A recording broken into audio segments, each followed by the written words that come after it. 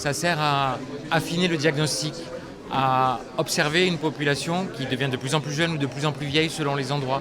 Il y a des nouvelles personnes qui sont à la rue et nous, on n'a jamais eu envie de les laisser à la rue.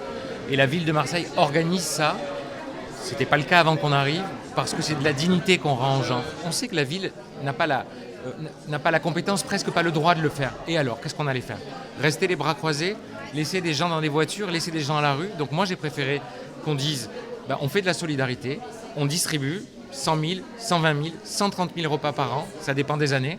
On crée des hébergements d'urgence, notamment pour les femmes seules ou pour les femmes battues, pour les femmes qui ont des enfants. On sait qu'il y a des femmes qui se font massacrer par leur mari. Qu'est-ce que j'allais faire? On allait attendre que d'autres institutions le fassent ou que l'État le fasse quand il ne le faisait pas? Mais c'est pas ça la conception de la vie ensemble. Quand ça va bien pour certains, quand ça va bien pour moi, j'aide mon prochain, j'aide les autres. Et puis quand ça va moins bien, on est toujours content d'avoir des gens qui puissent nous aider. C'est ça une politique de solidarité.